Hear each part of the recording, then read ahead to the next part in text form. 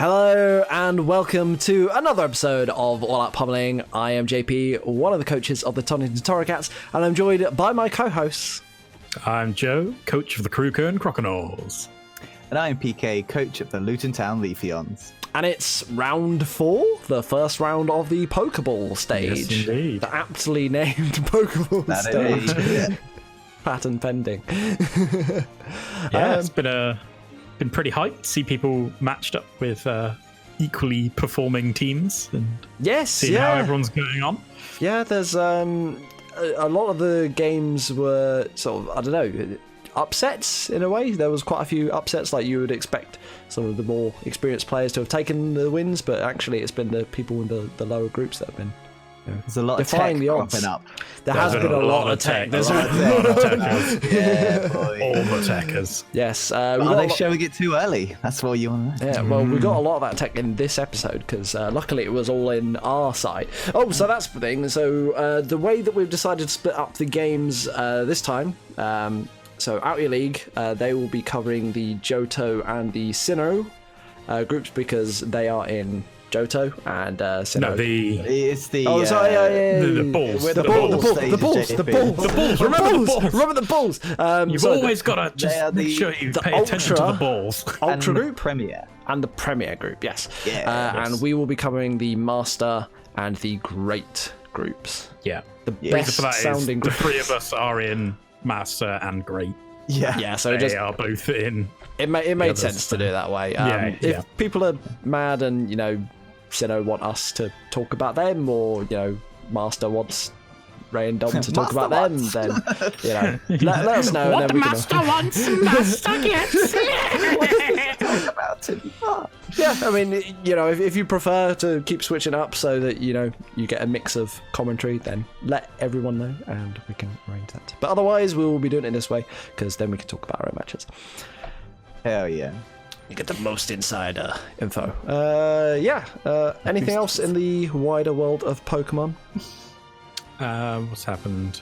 Pokemon Home's been released, so now Sword and Shield metagame is completely flipped on its head, and no one knows what's going on, and no one can work out who's strong, who's weak, or what. So The big sinner of Incineroar is back in VGC. The VGC terror of last season. Yeah. With an 80% pick rate on every team, essentially. Yeah. And Pelipper's finally got access to Drizzle again, so it doesn't need to be the Dynamax Pokemon to set up the rain. Yeah. Umbreon has Toxic. Oh my god, Umbreon is now back to how it was. Yeah. Good. Yeah. Bishop has Knockoff. That's something. Clefable now has Soft Boiled. Did not have Soft Boiled until Pokemon Home was. Yeah. It could still do Wish though, couldn't it? It can still Wish and Protect, but it could not Soft Boil. Couldn't Soft Boil. So now they're all back to their normal viability, and they're all. So Excadrill's probably still good until Landorus T comes back out. Yeah, you think with the DLC it'll get overshadowed by a couple of months. Yeah. Still no Aurorus though. Still no Aurorus, still DLC. DLC waiting for DLC it. 2, it's not even in the first one. Will it get Aurora Veil? Will Aurora It get has to get Aurora Veil, otherwise I'm Every writing. other ice type's getting it. So. I know. Right? But yeah, hopefully this means that, Gen 8 Draft League will also be more hype then, because I'm assuming we'll have access to more of the Pokemon, because it would be... I would think so. By the time we get round to doing a Gen 8 draft, I expect both sets of DLC might be out as well. So we'll actually have quite a large pool of Pokemon. Yeah, so we got, about 3 to 4 more weeks for... probably about 3 weeks left for this round. And then playoffs, however long that's going to take. 4 5 weeks. Yeah, another 4 or 5, and then a mini in between tournament if we do that, and then So 8 weeks. That takes us up to April, July, May, maybe. May. Okay. Yeah. Well, so we might have access to the Pokemon Home stuff, but maybe not the DLC. Yeah, it depends if we are even going to Gen 8. Yeah, we might stay Gen 7 That is true. forever. That is we true. could do Gen 8 is final... a weird and scary place. Yeah. I mean, I'd be down for either trying Gen 8 or doing some BGC stuff. Or something doubles wacky. going. Yeah, if we do a final Gen 7, just complete ridiculous draft. Ubers. whapping those Ubers We go and Ubers. Ultrabeasts. We're allowed one Uber each. We go Ubers doubles. No one knows what's going to happen. Mega Everyone's just roll like, Gonna pick freaking out. Incineroar Yeah. and Groudon. Very good. And I'll pick Arceus Bug and Arceus Water. You want the grass one because Silverly Grass is apparently bullshit good. I really. Yeah. Well, maybe in Gen 8, maybe not in Gen 7 because multi-attack fair is bad at the moment. Right, I think that's enough preamble. Yeah, we should probably hop into the games. Get into the games. And our first game is going to be, it's the Krukan Croconaws versus the Eating Kids. It's a me. It's a you, Joe. Yeah, I just we did a fair bit of practice. I did a lot of theory crafting, team building, and there was a lot of problems I kept coming up against. There was no way. There was, No like, no way. matter how I sort of jigged it to try, I was like, yeah, that works, and then like a different piece would fall out and not work, and I'd be like, oh damn it, now I can't cover for this. And the main issue I had was Zeraora. Yeah, because... like originally thinking Zeraora, not very good against your ground type team, your sandstorm team, but actually, so I mean, you see here the team I brought, it can super effectively hit 5 of them with both plasma fists and close combat. Yes. So all he has to do, so the one he can't plasma fists, he can just close combat and they still die in 1 or 2 hits. it's like what Reuniclus is the only one. Yeah, and if it was Choice Scarf, none of my team, even with Sand Rush up, can outspeed a Choice Scarf Zeraora unless they are themselves holding a Choice Scarf in the And sand. Sandrush. Wow. Yeah. It's that fast. Like I can out Aerodactyl 130 base speed, same as Coco. I can outspeed that with Excadrill. Stoutland can't, but Excadrill can. But Zeraora is just too fast. You can't catch it. So You can't catch it. I was trying to plan around the Choice Scarf Zeraora coming and just clicking fucking close combat and ruining my whole team. I was like, oh god. It's so fast, does a lot of damage, and surprisingly survivable. It'll take a hit or two. Pretty damn good. It's Yeah. pretty damn good.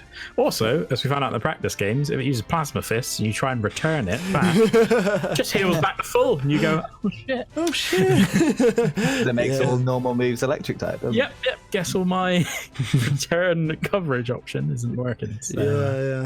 I think the only one that you hadn't really prepped for was the Primarina. Primarina I hadn't really prepped for, and I definitely didn't prep for this Primarina that we see. I was just like, what the fuck? I feel like the Primarina has been sort of like the thorn in our sides because you don't know what it can do a lot of different things, and he brought a wacky set this time, didn't he? Yeah. I think the purpose of it was just to scare out the Reuniclus from just boosting and killing everything. Yeah, that makes sense. As we saw last week. But I was so deadly afraid of it clicking Whirlpool because it does learn Whirlpool, and it was using Perish Song, as we'll see. Yeah. I don't know if Sam was actually running Whirlpool at all, because we don't see it in the game once, but you gotta think, if you're running Perish Song, you're running Whirlpool as well, right? So I was just like, oh, how do I even beat that? I was like trying to think, like, well, how do I have to switch out on the turn that he switches out and then they both switch out, or does it just say you can't switch out and then I die? Or I couldn't remember how it. Shall we see how you attempt to get around it? Yeah, shall we hop on in? Yeah. So 3, 2, 1. Okay, it leads off with Peaches, the pile of swine, as you go into Bontu, the intimidating crocodile. So we get the knockoff straight away, which is nice. That's great. good. We're going to take a big ice move. Avalanche, even after Intimidate, still does a lot. But now this thing is killable. And especially with attack drop, you're not going to be super worried, so I guess you've gone for this for setup bait. A cock-up I did here was Reuniclus has the wrong ability. It should have Regenerator, it doesn't. It has Magic Guard, and that is actually very crucial. Magic Guard doesn't stop Perish on, does it, from actually killing you? It doesn't. So yeah, this Perish on happened, and I was like, what the I was fully expecting the Whirlpool Yeah. and then him switching out. But Yeah, I was expecting Whirlpool, so I was like, what can I sack off? Bontu, maybe? Yeah. Okay. Oh, the Ice Shard as well. What do you do to revenge? Okay, Earthquake. Okay. Oh, so it that's goes fine. down. You're Gets the kill. the big Well, tanky boy I don't is know. gone. I've lost, 85% of a tier 3 for a whole tier 5. It's a True. bit- And he's got rocks up out of it, so I'm not feeling too good at this point. Oh, here come the techers, the eject button. Let's go. Okay. Straight into Monty Mole. Yep, that's nice. So with the Gonna be eject button, you super get to choose fast. who you switch in, right? Yes, you do. Right. Yeah. Okay. Yeah. So Ironhead, Nui Switch. Now, in every single practice game, this thing had a Shuckerberry on it. And it's got a Shuckerberry on it. And in every single practice game, just made sense. I hit Earthquake, It just made and then I sense. just died back to Earthquake. I So think I that was like, happened in every practice game as well, doesn't Do I? it? Yeah, that happened in literally every single practice game. Maybe this but time I would be different. Should have played around, I guess, but I was like, maybe he won't have. Okay. But But Kill he- Leader Griggle's coming out. Kill Oh, Little yeah. Griggles, let's go. Kill Leader Griggles. Don't worry, Crispy. He's not actually the Kill Leader. We just want him to No, be. I think that's his first KO, That's I his believe. first. So I'm assuming his that first day's appear- Sand Rush. Yeah, Sandrush Griggles. Okay. Because that comes into play later, and I want to highlight it when it comes up. Because So I see here this is Balloon and not Choiced, which alleviates some of my fears. But Balloon fight. But the sword. get Nice. knocked off here. So this is where the regenerator would be key, because I'm going to now switch out and I would have regenerated a load of HP. Yeah. And Magic Guard didn't matter at all. It except stopped for, I the guess, stealth rock damage, tiny bit of rocks damage. which you would have regenerated up anyway. Yeah. Dugong in drag. Bontu. This Dugong in thing, drag. this thing, I think is full HP, full physical defense. I think when I calced it, because that Right. nothing that Stone Yeah, it Age. didn't subtle. Um, I love this Toxpex's name. Rocksteady mantle. Rocksteady mantle. There's that It's got to be one of my favourite Zep of Brannigan, the, yeah, great. It's fantastic. Yeah, that was, at this point we're sort of already on the back foot. Excadrill's gone down. Yeah, I just sort of need to try and stabilize a bit with Toxapex, but Yeah. We'll go for the colours. Yeah, Oh, I did- Tailwind. not expect this Tailwind to come out No. at all. Make more his of a Zeraora supportive- even faster than Yeah. Yeah. Well, it just means even this is faster than a sand. Yeah, it means we'll see. I think it's on this Tailwind, because I don't think it gets used again, does it? We'll have to see. I'm not Baleful sure. Bunker on the Switch. Ooh, he's switching around you quite nicely. Nice. So Yeah, because he's doing that some failed good there, switch. can you not use it again? Oh, you No, can. I can use Oh, it again because it failed. If I had used it, and he'd used anything, even if he just Miss. missed or whatever or anything, it would have counted as being used. Right. Okay. Or even if he just used like Toxic recover, or something. for example. Yeah. Right, Anything, okay. even if it targeted him, as long as the protect comes off, then it still counts as working. Okay, got it. So again, this would now be higher health and would have survived another hit, which would have been able to kill Zap and still lived, and then swapped out and healed up again. But Yeah. he is now Which- dead. Like the main He is now robot, dead. because normally you would just lose the game to that. But now that that's dead, early-ish, well, 25 turns in, Yeah, I there's still a was like, chance. the thing is, I still haven't seen this combo, and I have no idea what set it is. Yeah. I think you were running it full defensive in some practice games. Yeah. But it could just be, choice specs, clang scales. Like I don't know. I have no idea what's coming out. Special. There is a So- turn coming up. When we get to it, can we pause? Yeah. Is there a Yeah. little So, bit more it's stuff? Tailwind So, again. yeah. So this is the tailwind. Okay. All right, we might not need to pause then, because maybe Yeah. it's the tailwind. But Yeah, for heavy Still. slam. okay, earthquake, And it dies. stealth rocks. Okay, Yeah, so if get it up does some switch rocks. off, switch out, he didn't, but that's fine. So how much he's got? He's got 2 turns left, but this is going to go down to 1 turn now. Yeah. So tailwind is on 1 turn, Yeah. and sandstorm is also on 1 turn. Okay. So this is why you didn't go into the dog. Yeah, we were Yes. expecting you to go into the dog. Because Yeah, for this Sand with the Rush. tailwind is faster than my dog in Sandrush, I believe. Okay, so were you worried of it using a fighting attack to just kill the dog? Yeah. Drain punch. You Right. saw it. Yeah, we've seen Drain Punch. So if I went into it, it's like now there's an awkward thing right here because this Thunder Punch comes out. I protect it. I can either go to the dog here, but if he clutches Drain Punch on the switch, he fully heals, and then I lose. If I go for the double protect, then if it gets off, then I get off another turn of Toxic, and then I'm okay. Yeah. So it was a coin flip on whether he would click Drain Punch or if I would get a double protect off. Okay.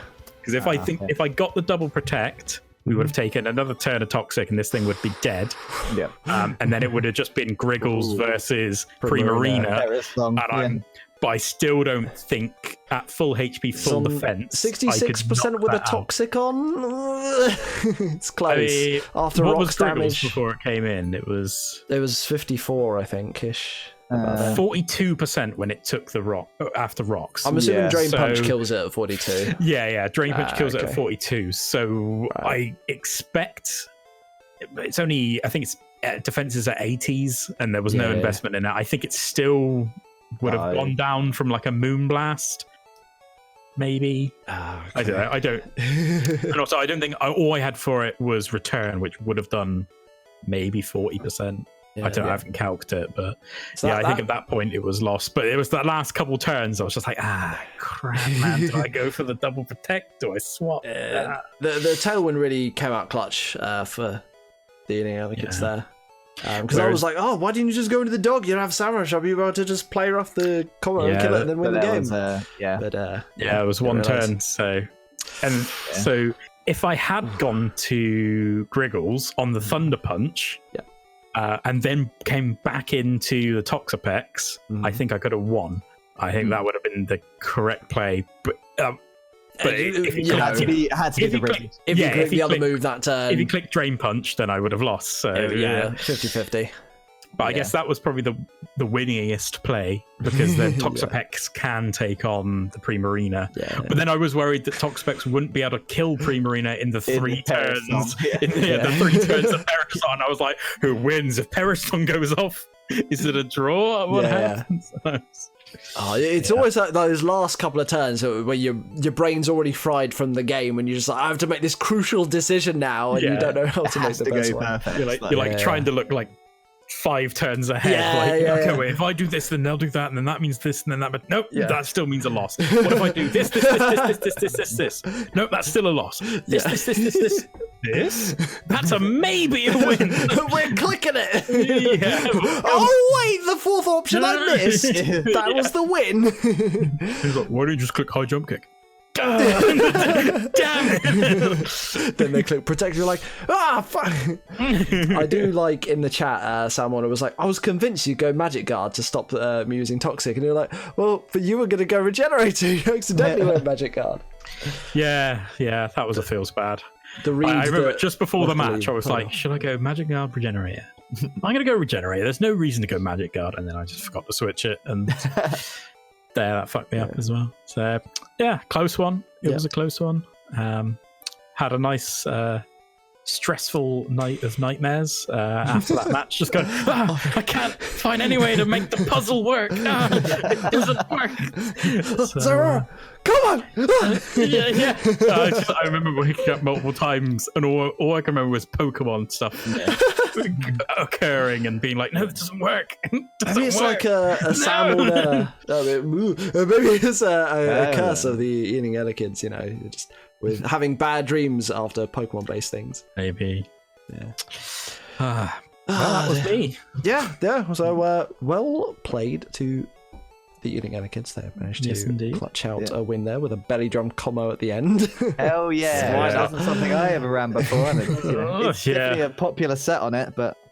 It's pretty flexible. You don't know if it's Dragon Dance, you don't know if it's Belly Drum, you don't know if it's Clanging Scales, you don't know if it's full defense. Exactly. It's a great man. Good. Surprisingly versatile. Hell yeah. All right. I think it's time to move on to our next match, which was the match that I was certainly the most hyped for this round. And that is going to be the Limehouse Luxrays versus This guy, the Bristol flipping braveries. That's because you're a Limehouse Luxray super fan over there, aren't you? Wow. Am I? I mean, Yeah, you love them.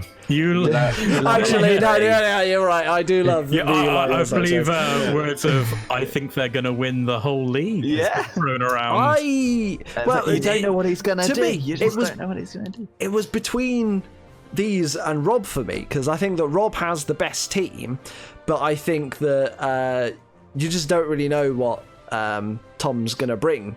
With the Murkrow, Clefable, Pinsir shenanigans. I mean, if he's bringing the Murkrow, then I might have more than that. I didn't even know he had the Zydog. And then he's got it. I was like, oh, he's the one with the Zydog. I didn't know anyone drafted the Zydog.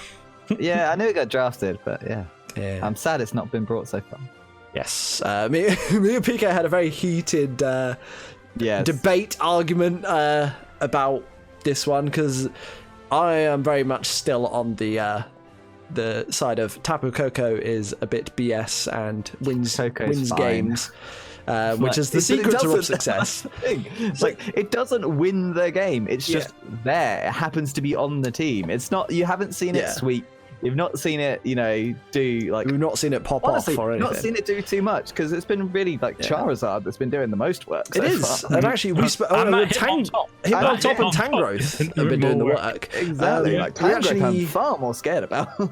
Yeah, we actually spoke to Rob after the game and about this, and he agreed with PK that Tapu Koko hasn't been putting in the work, but he also agreed with me that while Tapu Koko hasn't been the one doing the work, he's exerted so much pressure on the bench that he's had to bring a team around it. So yes, you can argue that a ground-based team, like he's got the Nidoking, he's got the Zydog, this game is for his sun-based team, but also they're very good against the Tapu Koko. So he's had to commit a lot of resources. Therefore, he hasn't had to. Yeah, see, he hasn't had to commit in anyway. Because but then it's not actually that good, because it's fine. No, but the Charizard is immune to the ground, and the Tangrowth doesn't care. The Empoleon, kind of. Hitmontop doesn't care, as we will see.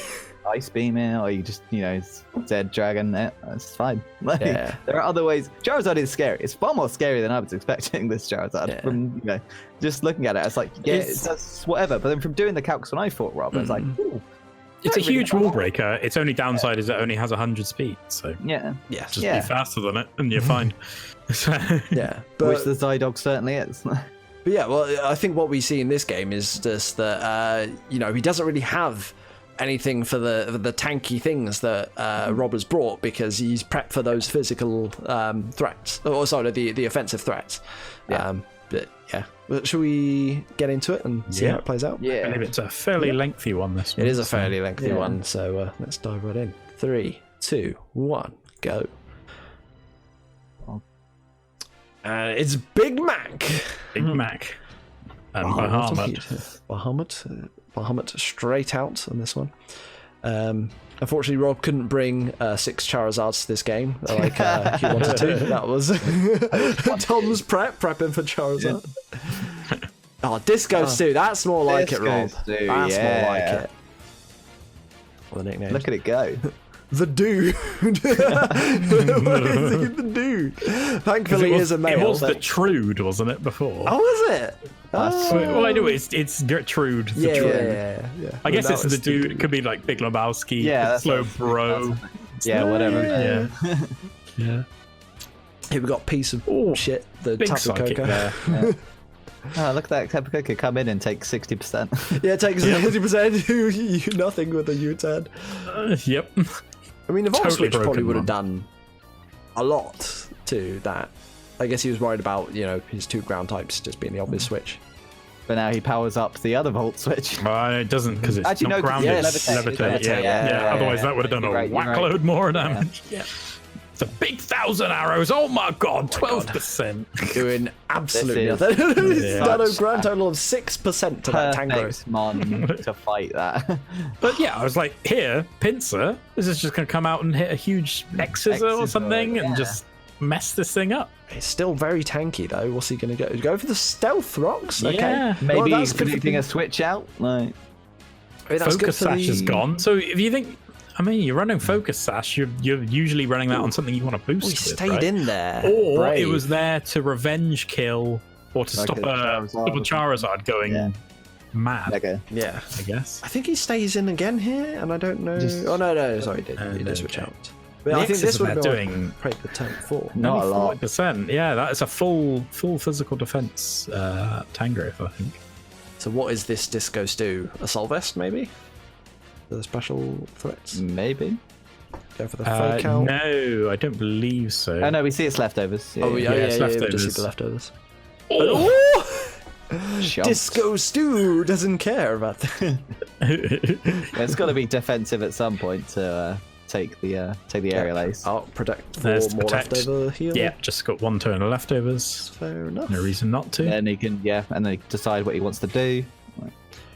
So we saw the Rapid Spin to get rid of the rocks. I think Rob makes a snarky comment later regarding the That rocks. still did quite a lot, really. For a resisted aerial ace, 27%. The controversial Ice King. It's no Icy Pinguino. We have had words. We have had words. Although now we know what it actually is, and I appreciate it a bit more. But I think you guys still aren't fans. All right. Yeah. That just seems a bit. But this gets weird right here. So the rocks are back up. Rocks are back up. Close combat.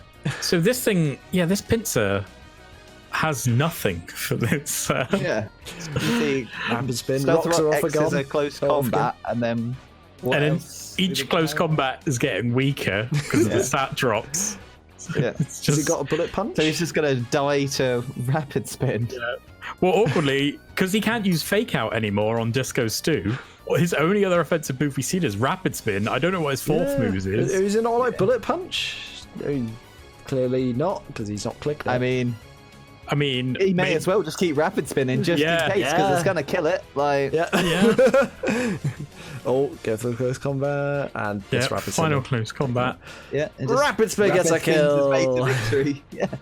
Well, I guess Rapid it's a Spin funny. kill. Yes. Rapid Spin. And he's protected himself back up to quarter health. Like, I mean, imagine if this was Gen 8. This would be the fastest him on top of the world right now. God, you're right. but I think it would have died a lot earlier because Rapid Spin. Huge. Yeah. So Alex, Expecting an ice beam. Yeah. To be yeah, maybe. Or poison jab, Yeah. just a big old poison Or just jab. poison flamethrower. Flamethrower. Fair enough. Okay. Oh, yeah, Rob had his Running snarky away from comment the faster psychic type about there. the Stealth Rocks. Well, people realise they Flamethrower, can't I Stealth guess, Rocks is now. not bad for the Sun team. The flamethrower Yeah, true. switches out, particularly bullet Intimidate. punch. Do we think? Yeah. Still enough to Still take this kills. thing Doing out a lot after of an damage. intimidate. Yeah. Yeah. Choice band, It's gotta we be think? mad. Choice Yeah. band technician? It's gotta be. Gotta be. Rock damage. Oofed. So we're now 27 turns in and only one mon on each team has gone down. But he lives the air slash. What's he do back? And it's like, what does he do? Nothing, because he switched in. Oh, that was the switch And in. just- Oh, yeah. okay. So Unfortunately, it's still not fast enough. Psydog is fast enough. Here we go. 1,000 arrows. So he's gonna Straight have into to that run away. Tangrowth. Straight into the Tangrowth. Yep. Every time. So he does it. He outrages Outrage, instead, which though. I like. That was Only yeah. doing But now 35%. you're locked in against this Tangrowth that yeah.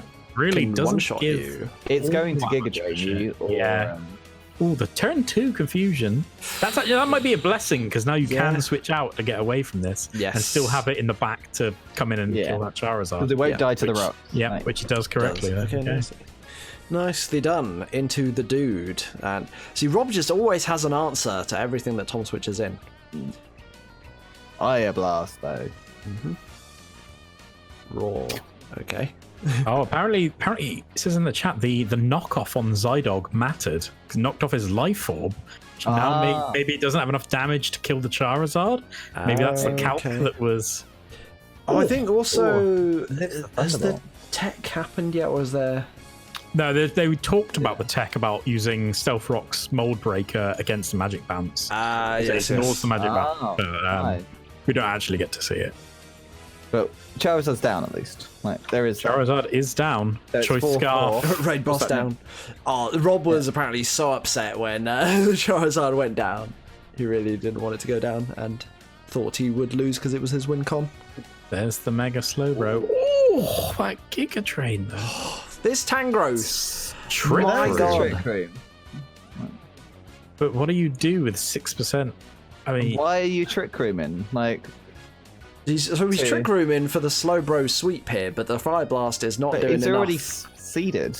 He is already seeded, yeah. yeah. So, Tom Beaver says in the I chat, guess he fail. didn't expect the he says a massive Giga Drain. He says, fucking Trick Room, who said that? Jesus! Extreme speed here to get any damage because Doggo's fast. Dear. And yeah, I think this has actually just gifted Rob the game. His next slowest thing is Sizzle, so Rob did say, that the Limehouse Luckily threw the game away in the last few turns. So I think this Trick Room is what he's talking about. And the Kingswood Kabutop said that Rob used his Jedi mind tricks into tricking him to use the Trick Room. Yeah, he's got to use those priority moves, so he's just doing not enough damage. Yeah. And so this slow-ass Penguigo Slow-ass Penguigo kicking everyone's ass. has royally kicked butt. Yeah. Fair enough. There we go. Whew. a win. Yeah. I know Rob was certainly expecting, and he He a was lot of expecting times, the big lose. No, because he's just like, well, what does it have? What does it do? How has it been doing that well? This, Limehouse Luxray's team. And I was kind of like thinking the same. I'm like, say that. I'm not actually sure how it's been doing this well. And you're like, oh, it's the player. And you're like, I guess it has to be. But Yeah, I think he is a good player. I think Rob actually rates Tom as a better player. But I feel Tom's like got he's a the better Rob was player saying than he team. is a drafter for sure. Rob was saying he was going to lose this. Really? And was losing this game until Tom just threw it away at the end. Yeah. I guess he must have changed his mind after looking into it and then was like, because I know on first thought, before he'd actually done any prep, he was just like, not really sure how I lose this. But I mean, but that was, I was talking about in the game. oh, okay. Rob was saying, I lose this. Like, right. to the point where he was like, played it that well. Like, yeah, he was just like, I'm not sure how I bring this back. He's still got a Scissor, a Choice Scarf Nidoking, and a Zydog. All are fast, all are hitty, and all I have left are, a low health tank. Well, actually, Tangrowth was full at that point, but everything else was low and gets outsped. So, I mean, maybe there's a reality where Rob still wins that even without the Trick Room, but I'm not sure how it would have played out. It would have played out. It would have been a different game. yeah. Tangrowth would have had to do all the work. It would have had to do all the work. Tapu Koko would have had to do something as well. Do But something. we saw Scissor doing 70% with a U-turn. So you got to think Yeah. U-turn and extreme speed and then another U-turn just kills that Tangrowth. Yep. So, yeah. But Yeah, so that's the Season 4 runner-up taking this first L, and Rob on his seemingly never-ending win streak. Can he lose a game before we get into playoffs? I mean, it didn't work out too well from last time. I'm going to damn well try. It's down to you and all the Whapping Wailords. Oh no, they're in. No, so No. I always get this wrong because they were in your group. It's the Ealing Elegance. Ealing Elegant. Ooh, Yeah. Oh, but we got the Yes, blooming Padawan rivalry back hype again. Group. It's a I hype. love it. Sick. I love it. Will the Ealing Elegance beat the Bristol Braveries for the first time? They've ever? never done it. They've never done it. They've never done it. I believe. I don't know how. But yeah, and obviously Rob's out for your blood because he's told us. Was it on Out Your League? Yeah, it was on Out Your League that he hates the Kruka and Crocodiles. He loves Joe Roberts, but he Didn't watch hates that the Kruka and interview Crocodiles. Still, I haven't actually gone back and looked at it. Yeah, so that was a game. Should we was get certainly a into game. Get into our next one. our next Another one? version that was certainly a game. This is a game right here, and it's the Luton Town Leafeons, coached by that guy down there, PK Joe, against our sort of most up-and-coming newcomer, Seb of the Frankfurt Frogadiers. There we go. Well done. Yeah. I was like, it's the German one, quick! I looked at that Blastoise and I knew it came to If I remember correctly, this game has all of the tech all of the time. This is a very tech jam-packed. This game was tough, and it was actually a lot closer than I expected it to be.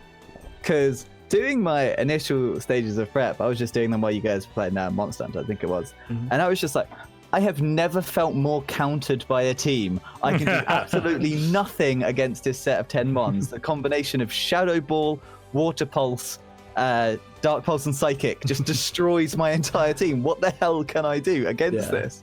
And then eventually got down, I think I got down to like Jellicent. I was like, okay, maybe. And then it's like, oh, Licky Licky does well. It's always an answer. Yeah, you were sitting there like, guys, look, I've found the answer. You were sending us these spreadsheet things. I found an answer. Oh, yeah, you found an answer. The one shining light I had is a Licky Licky. Again, same as every game. It's the Licky Licky, yeah. Yeah, like this matchup, I think it's probably the worst matchup I've actually ever had. Like for like 10v10 or 11v11, this was ridiculous. But because of that, I found 4 ones that I thought could do stuff, and then I had to try to think a little bit out of the box for this one, because playing standard, or if we both play standard, there's no way I would win. So. Fair enough. I like. We had another sort of post-game discussion about choice of mons of this one, and you were saying that Bishop is not good against his team. However, this exact team that he's brought, Bishop is amazing against. It still gets wrecked by an Aura Sphere but you're not necessarily going to one-shot everything, but you're going to do enough damage to a lot of things. I was expecting Cofagrigus to have an HP fighting. Like, that's because it's fairly common, and that's what I was considering. Yeah, I think late game against a Rotom Frost, if you get up Sword Stance, you just sweep. Yeah, I can kill. I can easily kill Rotom with an Iron Head and shouldn't die to anything it's got. So I could probably have got up a boost, but just like looking at the calc. Or like the generic calcs, what I thought it was going to come. It's like, well, it doesn't really do anything against Blastoise. Doesn't do against Salamence. Like, doesn't do a great deal against Clefgate. Can Iron Head it? Doesn't do anything against Shaman, Cofagrigus, Rhyperior, really Absol. I'm like, did you bring the Ice Shard on the Velkhana for the Salamence? I don't believe I did. I think I had Freeze Dry. Let me get my sets up actually, but I'm almost certain I didn't have Ice Shard on it, because having used Salamence a lot, I know that it just dies to all Ice Shards. There was no Ice Shard on this. This was almost a full special defense, slightly speedy, the rest in HP. Like, this was a defensive like Clay Velkhana. It's defensive moves. I had Hidden Power, Fire, and Freeze Dry. That was it. Okay. Yeah. Well, should we hop in? Get in. Yes. Let's go in. 3, 2, 1. Okay, who we lead off with? It's this thing. In the ball. This thing. Almost my entire team was especially defensive, because I was not worried about its physical defense. Snatch. Remember how it was the hot shit last season? Like, it looks cool, but it doesn't actually do anything, because I've got a light clay, so it's like, well, so you'll have it more, for longer. I'm going to have more Aurora Veils than you are, so he still has an Aurora Veil. And it's sort of negated the fact of 5 turns of yours. Yeah. Which is quite nice. It's not too. Yeah, I mean, it's not obviously the best. But then it's like, Zero down. The cursed body from the flash cannon. Heckin' mad. Heckin' mad. Why? There is no way.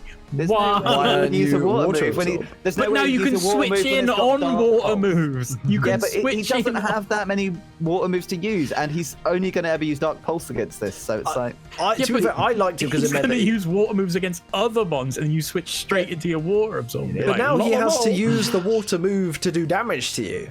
Here we go. We've got Trick Room. Sorry, he's flash cannon. Sorry, I thought it was the Dark Pulse. So Trick Room. So here I was just like, I'm just going to belly drum, and it's like, why would I just belly drum? I don't know what this thing is going to do. I'm going to Zed belly drum instead. We find out this is what it's going to do. It's going to do Dragon Tail. Oh yeah, if you still have the Zed belly drum. So bad for you there. Because I had an amnesia because I was only caring about his special offense, and then belly drum, and it's like, Yeah, I think with the Aurora Veil up, you could have got away with the that's what I should have done and was going to do, and then it's like, I'll just do it anyway. It'll be fine. Well, now you know. Now we got Megamon right in. against Mr. Megamon. Zip. Oh yes, The Megamon. yes. Get that Megatron It's reference in. Megatron. Megatron is Megamon. well played. This Klefki should be very worried about Earthquake because it can't see a balloon. So what does he do? He's going to light screen. And I leap seeded thinking he would switch out. I thought he would switch out. That's why I went for leap seed again. Obviously, it was the right play to not. Yeah, no, I think that's fair, but obviously he just doesn't care. Yeah, like he just doesn't mind that this is going to go down. Or he just thinks you're special. Gets up a couple of layer of spikes. Yeah. Like, He set up a light screen and a couple of spikes. That's probably enough for a Klefki's day at the office. Yeah, but obviously that's good. I know that it's only going to be for 2 more turns of this light screen. Figured this would be coming. Figured. What a nasty plot. Oh, were you seeing the Genesis? I knew for certain. Yeah. Were you not worried about a turn 1 Psychic or a turn 1 Genesis Supernova there to kill you? I gotta take that chance because the Genesis Supernova I think might have killed me, but a regular Psychic wouldn't have. So on the Leech Seed, I thought that was more important. Yeah, I can get behind that sack off. Yeah. Okay, into and the I know I'm faster, so I got the Aurora Veil, knowing that I wouldn't die to a Psychic. That's good. Then Yeah. it's kind of, Damage limitation against this Mew. yeah, but then it's kind of like, all right, what do I do here? It's like I have to go for Hypnosis. Oh, that was sick. Although Fortunately, maybe you could have done that the turn before. I would Aurora Veil was more important. Yeah, I wouldn't have lived if it would missed. No, you were faster though, so you wouldn't have got hit. Yeah, but Hypnosis has like a 70% chance to hit, so I didn't want to take that you didn't want chance. to take the chance. Okay. Yeah, if you could only get 1 off, you want that Aurora Veil, I think, for the rest of the party to live. That's the safer play. Yeah, definitely. And getting burned here fucking sucks. Switching it on the Will-O-Wisp. That was a really good play to Will-O-Wisp right there. Yeah, this Interpol is a nightmare. I guess the Psychic Terrain would have been good if you bought the Bisharp, actually, as well, because it would have stopped your Sucker Punches. So, yeah, probably extra techers there. Extra techers. Hidden techers. Yes. Right, so he's got his Sleeping Mew. Can't remember what I do here. Oh, he just switches back out. Yeah. So it was a nice switch when I'm going for a clear Shadow Ball. That's a free Shadow Ball for you, though. Yeah. And here is a free Giga Drain for me. This is free Giga Drain. You disable the Dark Pulse again! However, I get flinched. And that flinch is very important because it meant my Giga Drain didn't come off and meant obviously then you died to the Dragon Pulse. He can then kill me. Dragon Pulse. Yeah. So the Dragon Pulse there actually doing the exact same amount as the Dark Pulse, which was super effective. That's weird. Must have been a different base power. An extra 10 base power and... Here I'm just trying to get as much damage as possible. Okay, yeah, things aren't looking too good now. He's got a lot of his team left. Yeah. Oh, but we got Optimus 9 versus the Megamon. Yes! However, I get crit and confused. On the turn, I Giga Drain. No, I either Giga Drained or Leech Seeded. Either way, I think I Giga Drained. You do snap out in 1 turn, I believe. Yeah, okay. That's what, Still, it means you don't get the kill on the Blastoise. Yeah. That was a redemption after the hideous luck. Yeah. So this is still sleeping, and I'm like, Giga Draining up, healing up, trying to get us back as much health as possible. Yep. Do take out the Mew. That's very nice. That is. I do take out the Mew. So he doesn't have a huge amount. Yeah, this is still a Venusaur. question of what can get through this thing right here. Okay, he's gone for the burn. And I believe I remember what happens. Getting Will-O-Wisp is very unfortunate, but the Vase. it is what it is. And like, I have to make a lot of choices now, knowing. Are you gonna get the kill with the Megamon against the Optimus 9? Is it gonna happen? That's the thing. He made the right switch. It's going down. Yes. Decepticons are victorious. Giga Drain doesn't heal me as much because I Leech Seeded first. So if I'd have But now, what to do against this? Blizzard coming out. Oh, it's fucking Rotto. Yeah. Yep. So the burn takes me down to. The crit. There's the crit. Yeah. So the burn took me down to. So based on my calc, Blizzard did 28 to 32, and I was on 30% health. Oh, so okay. However, I Good think crit guaranteed. Yeah. yeah. So me getting burnt Lucky actually, little and not killing the Blastoise when I, not when I should have. This right here, this turn. You Yeah. greedy son of a bitch. Right. Well, that's the thing, because I had to bring this in, and I knew he had Will-O-Wisp, so I had to do something again. The home I'm talking about the hone claws. I'm talking about that's the the thing, greedy ass. Because I am Mustard because I am wedges will burnt, hit. Yeah, because I am burnt, I have to hope that one. I knew he has. I knew he had Will-O-Wisp, so I had to hope that I can either crit with a Stone Edge to get it. So I needed the guaranteed hit on the Stone Edge and the extra attack boost to try to do anything. True, that did no damage considering you got an extra attack boost as well. Yeah, and then he had the haze, which Yeah. then made it game over. Really, I just had Game to hope over, to pal. crit and try to do anything here. Super effective Stone Edge back. Yep. And Ninetales dies to spikes, I think, at this point. No, not quite. No, it's still got a bit left. I just with the moves I had, I only had Hidden Power Fire and Oh, the hypnosis there. I only had Hidden Power Fire and Ice Shard, which isn't going to do a How great much health are deal. they on? 62 and 50. Yeah, I don't think you're getting through. Yeah, I set up an Aurora Veil just in the vain hope that something can happen. Yeah, but you just not got the damage to I get would have through gone for Hyperia. I think you were going to die to this thing anyway, but all it would have mattered is you would have got off 2 freeze dries. Yeah. Freeze dry changed anything. can't freeze, can it? Because it's got the water No. effect. No. Yeah. Yeah. That's the thing, like, again, hoping for maybe Also, a crit, but Couldn't freeze it while it was asleep anyway, so Yeah, it was going to wake yeah. up and kill you either way. So. yeah, again, hoping for Yeah. a crit just to get another score down. But nah, it was real well played. And as I said, it was Yeah. it turned out to be a lot closer than I was expecting, even though it was a 3-0. Yeah, I think with a little more luck on your side, it would have been even closer. Yeah. I mean, that's Pokemon. He had the he had He the had the high haze, he had ground. the Will-O-Wisp.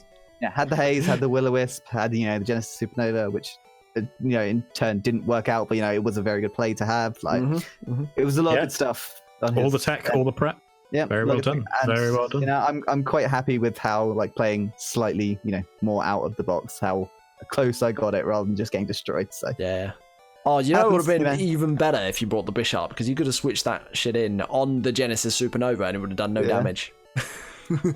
You would have That's been true. That's true. But there was no way I was bringing that Bishop compared to everything else. Like everything else just did more. That's If fair enough. that Licky would have put in a lot of work if I didn't get Dragon Tailed out there. Yeah, and the burn really messed up your Kendrick. Yeah, getting burnt there.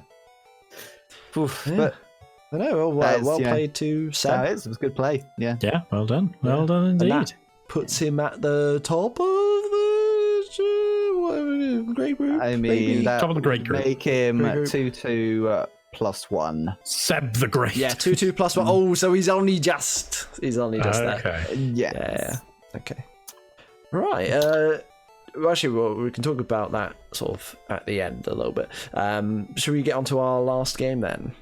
Yeah. Mm-hmm. Yes, indeed. And this actually has only just been played just before Yeah, it was played recording like the a couple show. of hours ago. Yes, this is going to be the Toddington Torricats. It's me and Becky versus Ed of the Sheffield Shedinjas. How were you feeling coming into this? So we needed to win this one. We were bottom of the group. You were. And Ed was top of the group. And if we won this, because PK lost to Seb, it makes the group super even. Like everyone's on 2 wins, 2 losses sort of thing. I mean, So- I'm 1-3, so I'm bottom of the group, but yeah. Yeah, but close enough. The The rest it's of a the lot. group is close. It's a lot closer. Yeah. That's a point. The groups, when it's going through to the knockout stage, is it looking at your whole score from the whole tournament, or is it just looking at your performance in this ball group? Whole score in the whole tournament. So it's your overall performance. So it'll be the The whole tournament, It's okay. like it's the 6-0 rather than the 3-0, for instance. Yes. Yeah. And then Okay, Pokemon score. just checking. But yeah, so because we really needed to sort of get back into the group, we needed to win this. so that, you know, we have a chance of getting through, because only the top 2 slots go through when we're at the bottom. As for the matchup itself, very worried about the Thunderous, because it's just a nightmare. If it gets off any boost, we just kind of lose. Gligar, very annoying with Eviolite. Ferrothorn, very annoying. Beedrill, U-turn. Like, this is the U-turn team, so we couldn't bring Hooper and Bound because it just dies to all of the U-turns. We almost brought Choice Scarf in the vain hope of trying to outspeed them and be like, bam! But turns out he had invested quite heavily in prep into Zoomeril and Hooper and Bound, which did not turn up to this game. Either did, yeah. No, so there's some tech on my team. Turns out there's a bit of tech on Ed's team as well, but it was 4 Pokemon that did not show up. But yeah, there's a Pyro there. There is a Pyro there. It's a female this time. We're not just bringing the male. We've got some gender diversity going on, gender equality. It's 2020. It's 2020. It's about time. 2020. Yeah, you can see it through the loop of that surprisingly large Comfey. So it's the size of an Ampharos. Jesus. Whoa. Yeah. So our mantra this game was be aggressive, and well, should we see how it plans out? Yeah, let's head on in. Okay. Right, let's go in 3, 2, 1. So we have led off with the Toxicroak, just in case he went Thunderous and tried to go for boost straight at the start, because if he does click a booster move, we do have the chance to one-shot it if it's not like super invested. Goes for the Gligar, so we get a little bit of chip damage off that. We click knock off here to go and try and knock off his Eviolite, but he switches. Nothing gets knocked off there, so we see this must be Z move. I didn't clock that. I was like, this thing is choice specs based on the damage it does later, and there, unfortunately, he does switch into that, and we do one-hit KO it. So Very right now, nice. me and Becky are having a little party, like blowing. It's in the bag. Party poppers or whatever.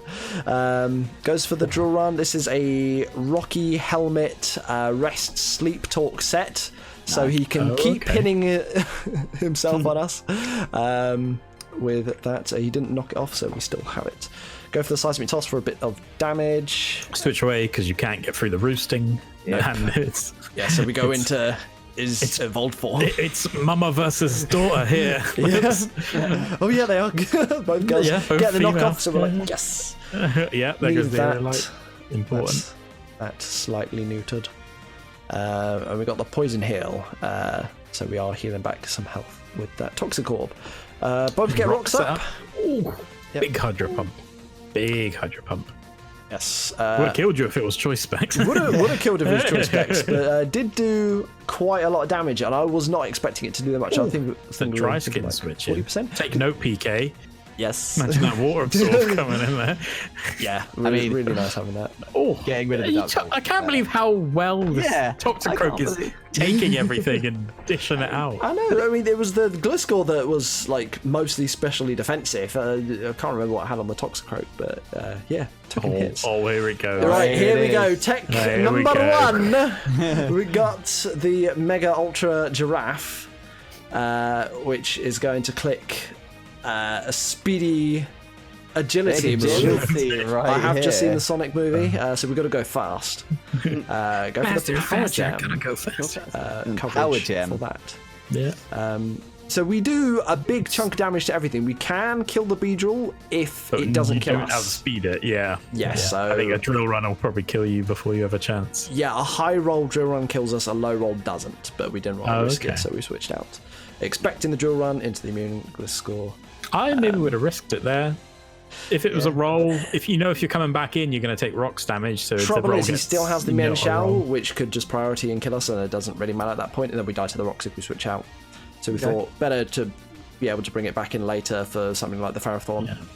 Finally, the Toxicroak goes down after putting in an absolute shift. He did put in a bit of a shift, didn't he? Yeah. And British Steel hanging on in. Brexit's trying to put him down. So you didn't think of going for the rest there? I did think about it, but we just thought, hey, we want to get rid of any sash that this must have. Be aggressive. Yeah, just get off more damage. yeah, goes down to the high jump kick. We kind of expected it, but there was obviously a chance for it to miss. Could have gone for the comfy, but the double out there to scare out his mind shell. But then he switches out. Yeah. We thought this boy was coming in, so we went for the stealth rock. In my mind, Worry Beedrill. Seed. Yeah. Oh yeah. Okay. Cancel Here's your Ed's tech. poison heal to make toxic deal damage to you. Yeah. Love it. And then he's got red card. If it's a Zoomeril to get rid of the belly drum, and that's score gone again. But it helped you here because it's now cancelled the worry seed. Okay, time to bring in my own tech again. We got Rory the Pyro. We are leech seeded, which was a little bit annoying, but here we will click our Z move, and we're going for the Z Sunny Day. Yeah. And that will boost our speed by 1.5 times. I did actually think it was double, but 1.5 times does allow us to outspeed anything that's not got a choice scarf. And we are doing good damage. We're doing safe damage with the flamethrower, so we're not getting our splash attack dropped. Do you have another fire move on it, or is it just flamethrower? No, just that. Hidden Power Ice and something else, I can't remember. But this Mian Shao, tanky as balls, he's got an assault vest. So even in the sun, it lives, and I actually needed the highest possible damage roll to be able to kill that. It would have done 75%, which would have killed. But I got the high roll, but not the super high roll. You've still got this Comfey here. Yeah, there's still a triage Comfey here. Scaring everything out. Obviously, Dranicus can do nothing. So I wrongly thought Beedrill takes 50% from Stealth Rock. So I was like, well, Beedrill's just dead. But it's not. Poison's not weak. So it only takes 25%. So this Beedrill's still in the game. And I was like, counting this thing out. I was like, oh, GG, we got this. Beedrill's dead.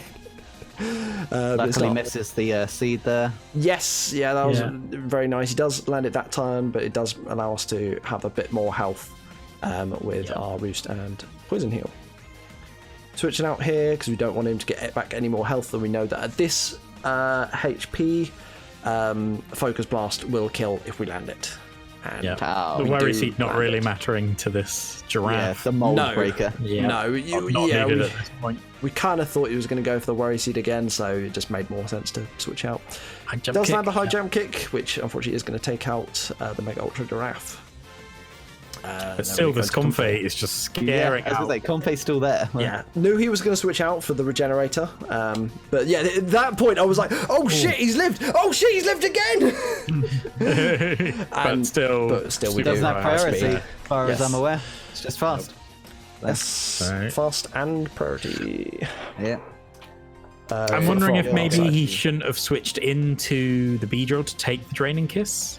So therefore he could have taken Rock to take a one Draining Kiss. But then he could have killed this Comfey with hopefully a Poison Jab. Yeah, maybe. And then lived on 1%. Well, no, because the Mian Shao might have died because it wouldn't have got the regenerator, so it would have just died to the Draining Kiss in the first instance. Yes, but then you still have a Beedrill left to kill this Comfey. Yeah, but it would have still taken the rocks and still got hit by the Draining Kiss. Oh, you mean it wouldn't have taken 2 Draining Kisses? It would have taken 2 Draining Kisses. It would have taken 1, so it would have gone to 1%, like we saw. Yeah, if it had Poison Jab, that maybe. And then it would have Poison Jab this to kill, but then it's whether it can get through kill through a 75%. 75%. It's going to take 12% coming in on rocks. Spikes. Oh no, there was no rocks. There was just spikes. One layer of spikes. Oh, okay. So which I would have flown over. Not then. But then you would have healed. Probably not. Maybe not. Actually, we had Fire Fang. It would have been a 1-0 rather than a 2-0. Not gonna lie, I was stressing out towards the end of that game because I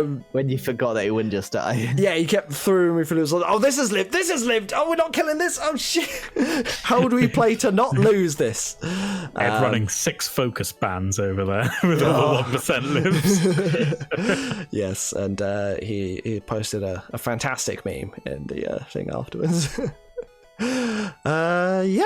So that was an extremely stressful game, but happy with how it went. We got to do all the tech we wanted, and it paid off and got ourselves out of a lost streak.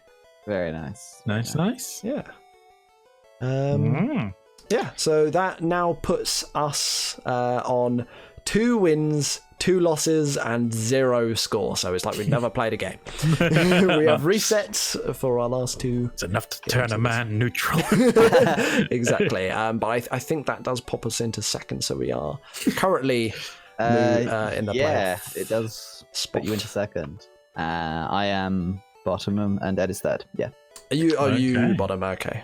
Yeah, because I'm 1-3. Oh, actually, no. I think. Or are you tied with Ed? Are we going? Do they do game score first, then Pokemon score? It's wins, losses, then Pokemon score. Then I'm not, because I'm 1 and 3, and Ed is 2 and 2. Oh, he's 2 and 2. Okay, yeah. So yeah. Gotcha. Okay. Yeah, so it's still very close all to play for. Like, if PK wins his next 2 games and like Seb loses and I lose, then PK's got a shot. Okay, that is the games for this round. Shall we move on to, quite frankly, the best section of any All Out Pummeling episode? Yes, indeed. And that is going to be the name rater. And first up, we have the Bristol City Bewears. And Joe, I believe you have the names. I do indeed. So I may have mentioned before, there's a lot of wrestling themed names on this team. In fact, they are all wrestling themed names. So we're going to run them off. Anybody who is a fan of wrestling, you will recognize a lot of the names. I will give a little brief detail about each of the wrestlers, but I won't go into too much. There is a Wikipedia out there if you wish to. There's a lot of wrestling lore that goes over decades worth for some of them. Yeah. So, well, I mean, I don't watch it that much anymore to give you the full week-on-week breakdown, but yeah. So I know nothing, so you know nothing? Teach me. I know a little bit. Yeah. Okay. Well, first up we have the Megalopunny, which is called Becky Lynch. Becky Lynch. Yep. I kind of like that name just in general for it. Yeah. Becky Lynch is a female wrestler. I think she has the longest title reign recently. Oh, really? For the women's Raw title. Because they tried to make women's wrestling like more of an Whoa! They didn't try. They succeeded. It's like it's no longer a bra and panty I was gonna say, show. It's no longer the side cards. Like it's like actually fantastic. So Becky Lynch is a Irish wrestler. She's top of the game. She's very good. She's got a very husky voice. If that does it for you, then she's very good, and I think fits the Megalopunny quite well because she's quite a sort of I don't want to describe her as bouncy in the ring because that sounds weird, but she is jumpy. A rabbit. She's jumpy in the ring. She's jumpy, okay, yeah. Energetic, and it is a rabbit. Or a cruiserweight. Next up, we have Ribombi, which I think you find is not in order. Oh, you've ruined everything. I can try and read them in order if you'd like. No, it's fine. He's already said. Go with the He's already said. Okay. I'll just. I mean, once you mess it up once, it messes up the whole thing. So, so we have the Ribombi, who's called Rio. RHIO, and that is the first ever AEW champion. It says here because she is very small, and as I don't watch AEW, I don't know anything about her. I gave it a quick Google. Yes, she's just a very small female wrestler. Okay, pretty much all there is to that. Don't have any got dwarfism or not really young, just small. No. She's. I think she's small Japanese. But buff, or she's just she's petite. Japanese, but beyond that, she's just petite. Yeah. Oh, okay. Yeah. Fair enough. Next I like up, that.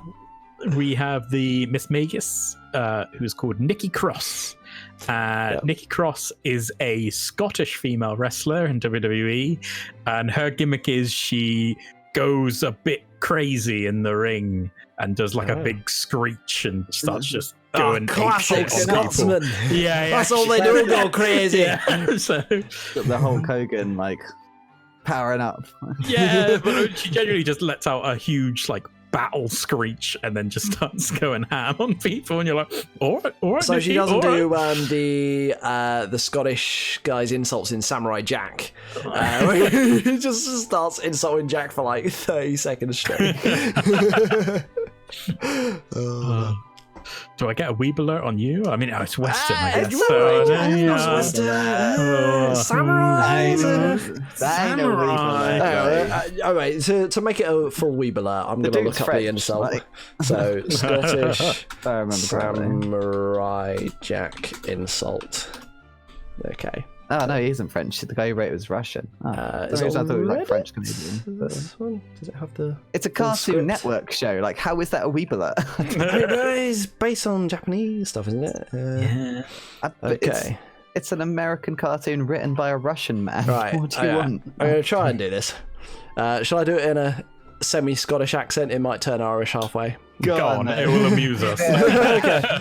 What do you think of that, Mr. Pajama wearing, basket face, slipper wielding, clipe dreek backle, gather up in plate ma, blithering, gomeril Jesse, off looking schooner, nyaff plukish shan, milk drinking, soy faced, shilpits, mimouthed, snivelling, worm-eyed, hot and blah. Vile Stucci, Cali Breek Tatty. Wow. That's it there. Cali Breek Tatty. Scottish listeners, we apologise. Yeah, sorry everyone for that. But hey, there you go. So just imagine that is what the Miss Vegas is doing every time it comes out. Yeah. Next up, we have the Victini. Actually, before we move on, do you want to know what all of those mean? Because there's translations here as well. I mean, translation. That's a lot of words. Mr. Bajara wearing, insult to his clothes. Basket face, insult to his hat. Slipper wielding, insult to his shoes. Clipe drip bouty or Backley from the gutter, out of it, at his last straw, or worn out. Gather upping Blakemore is mama's boy. Blithering is speaking a load of crap. Gomeril is a dog. Jesse is a pansy, sissy, or a girl.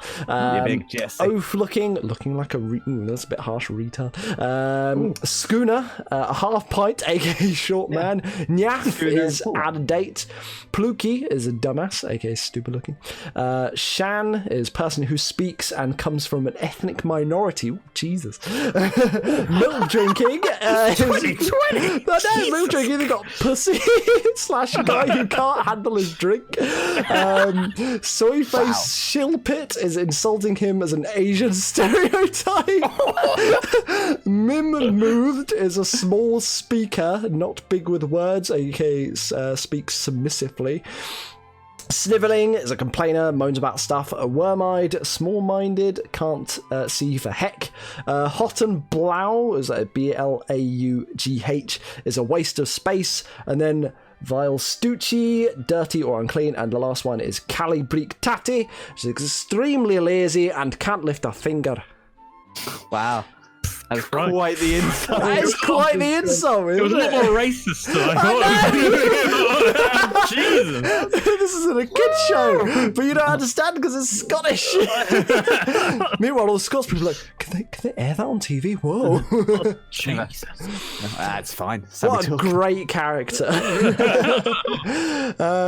Okay, yeah, so that's Miss Magius. On to that's Miss Magius. Next up we have Victini. Victini. Okay, we've gone back to the top. Yeah. Victini is Kenny Omega. He says here due to the V trigger. So Kenny Omega has a move called V trigger, which is named after the V trigger activation in Street Fighter V.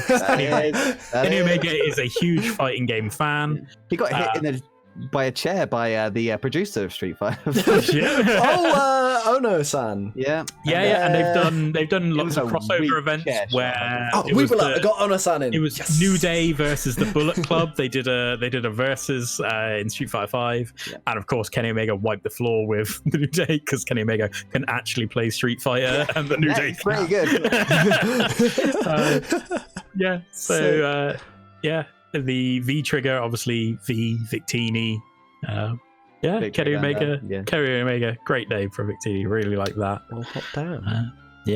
Kenny Omega is came from He wrestled over here a bit, and then he went over to he's from Winnipeg, I believe, and then he went over to New Japan Wrestling. It got real big as a tag team member, wasn't it? Yeah, he just absolutely Golden blew up. Lovers, I think. Yeah, started referencing all his moves to video games, and the Japanese absolutely ate it up. Everyone thought it was hype as shit, and he proved himself to be one of, if not the best wrestler currently working in the world today.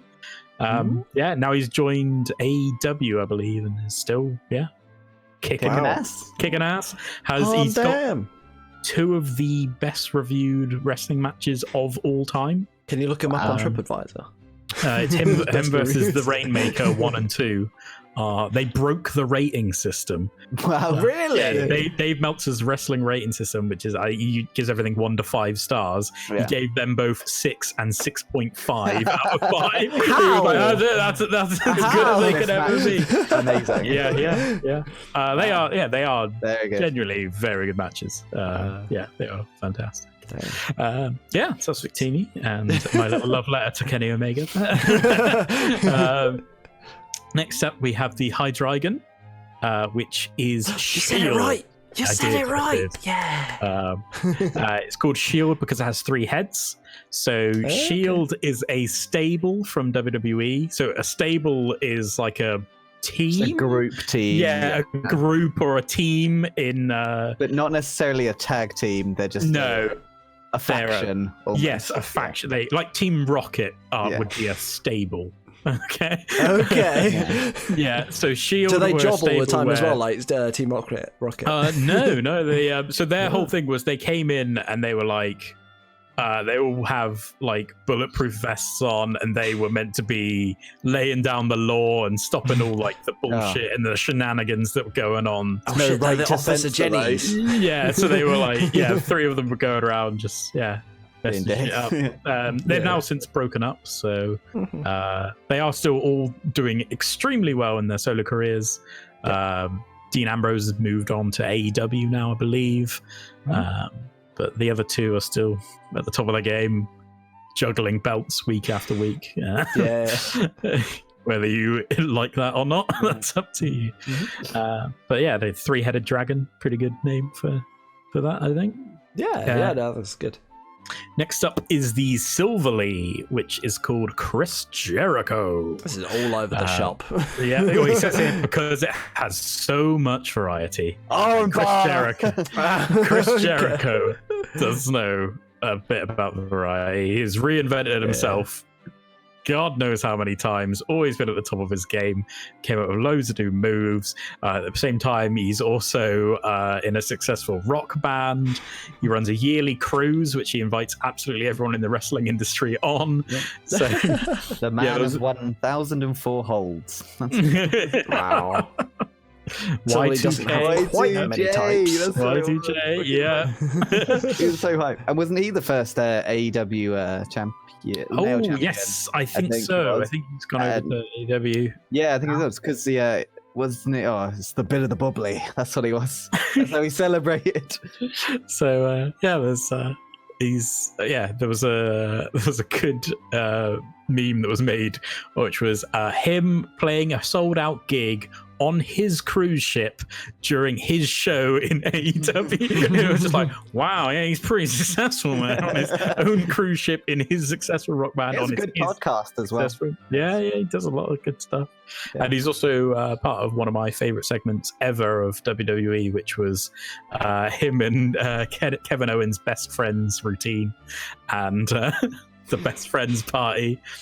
Why is my name on the list? Which is, basically, it's just fantastic. If you know, you know. But, essentially, I'll mention it later on when we get down to, because there is also another Kevin Owens on this list. Okay. Okay.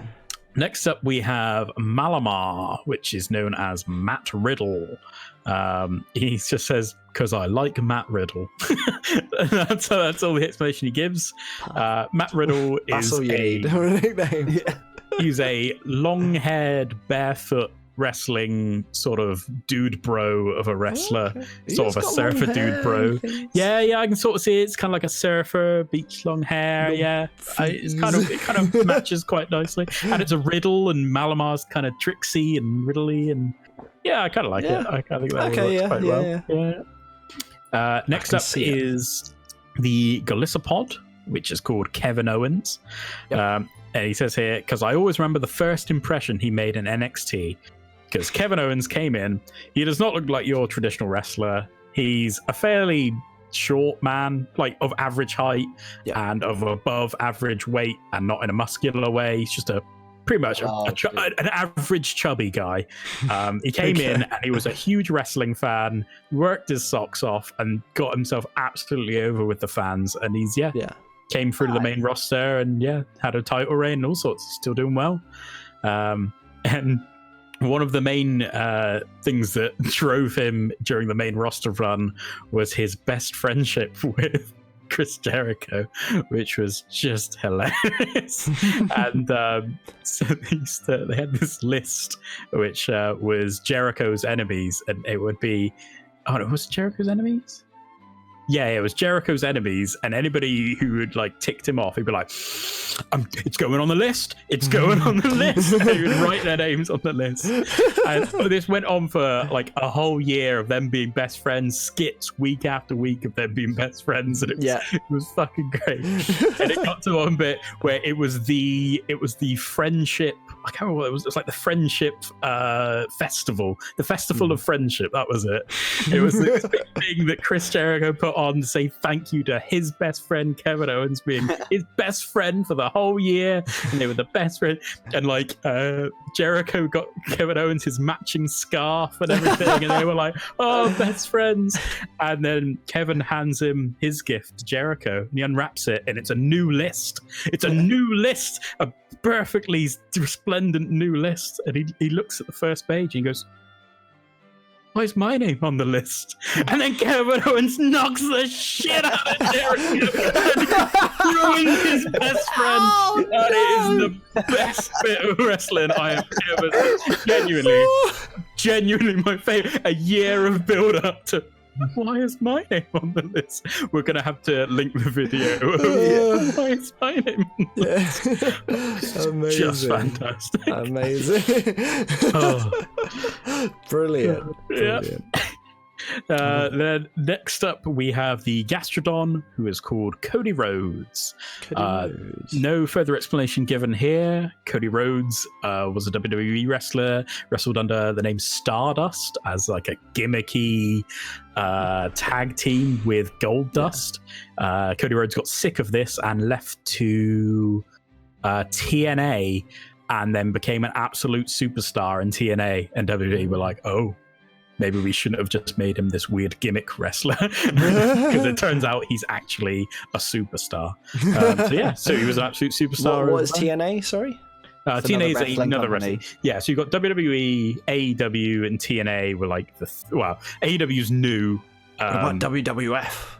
WWF is now WWE. They had to change their name because of the charity group. The World. Okay. Yeah. Right, got it. The wildlife charity. They had to change their name. I don't know, like 10 plus years ago now to I WWE. Thought they were different things. No. So they were the World Wrestling Federation, and now they're World Wrestling Entertainment. Makes sense. Yeah. Okay. Yeah. Oh, that's yeah, and then that's I don't really know why it's called Cody Rhodes. Gastrodon, Cody Rhodes. Rhodes. I mean, it looks like a Cody. It's a good mon. It's a good wrestler. That's about all I can draw between the two of them. He is the superstar of his team. There you go. Maybe. And then finally we have the Bronzong, who is called Undertaker. Due to the bells, obviously, Undertaker's, Undertaker from the that his makes intro sense. is. Okay.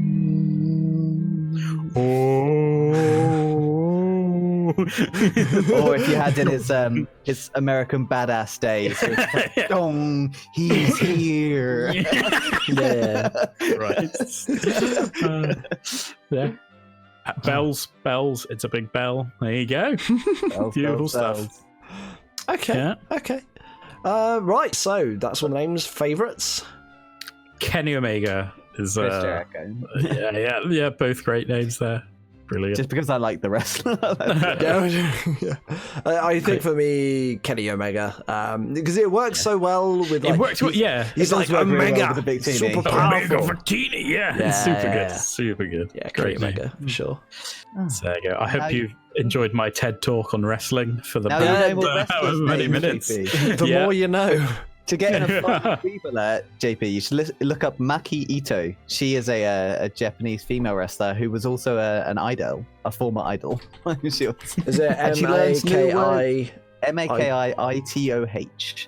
And she learns new words, English words every day, like rude ones. Oh my god, she cosplay wrestles. Yeah, and like on her Twitter, she's just like, I learned a new word today, and it's like sodomy, and everyone in the comments is just like, oh, what are they teaching you? Oh, please don't. Just pure idol wrestler girl. Yeah, it's really good. Well, whatever gateway gets you guys into wrestling, you go. She just looks like. The gateway was the Attitude Era. I was growing up as a kid, and then I'll watch it once every 5 years. Like, that's still a thing. She just looks like one of the maids from the maid cafes in Japan. Well, there you go. There we go. Good stuff. I must say, when he sent me the list, I was like, okay, yeah, he's got the name, got the descriptions. There's about 3 words per description, but we'll take it. Like, all right, I got this. Yeah. Joe, thankfully, knows a little bit about wrestling, so thank you very much for that, both you and Mark. Okay, so now we'll move on to yes, we got to get through them. So we got one more. Get through this. And I need to make sure I hide the right thing. Okay, there we go, and it is the Worcester Wartortles this time. Worcester Wartortles. That it is. Handsome John. We have super sexy, handsome John. Super sexy. Stupid sexy, even not super sexy. Super stupidly sexy. Stupid sexy, handsome John. Quite ill. My God, he's really, going. He's going super sexy. He's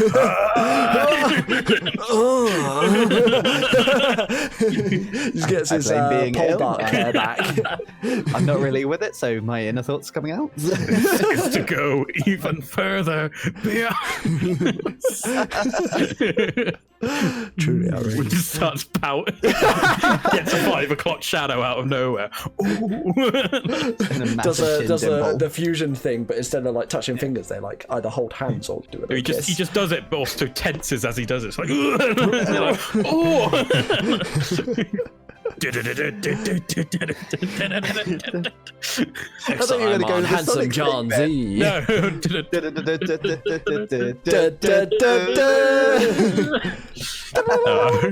Right. Should we go into the Mons? Yeah, let's probably should go there. Go into these Mons, and first up we have the actual Mega Scissor, not to be confused with not Mega Scissor. Very easy to lose who's got what in this league, because they usually just bring the regular Scissor.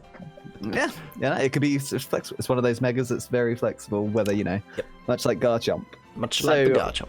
No one drafted. What the hell? Yeah, we haven't got a Garchomp. There's no Garchomps. What's wrong? Weird. Doesn't get Dragon Dancer Gen 8 either. So we have Ampharos instead. That's my dragon. Whoa. Very nice. I have a dragon, probably. So we have SWAT Team, which is the Mega Scizor. It says it's a mechanized bug that fires bullet punches, so he felt like it's fit being the SWAT Team. Yeah, I like that. Every time I see it and it comes out and it mega evolves, I'm just like, oh shit, it's the SWAT Team. I guess you could swat bugs as well. So that is SWAT Team, There's many ways that can be. And then I really like that. Yeah. Next up, I have one that I know that we'll all like. Oh, he's got the clamps as well to restrain. The clamps. Got the clamps. Everyone's favourite Futurama character. Should have just called him clamps. Clamps. Should I get him with the clamps? Go get him. You want me to clamp him? I'll clamp. I'll die. Right. Next up. Dumb part.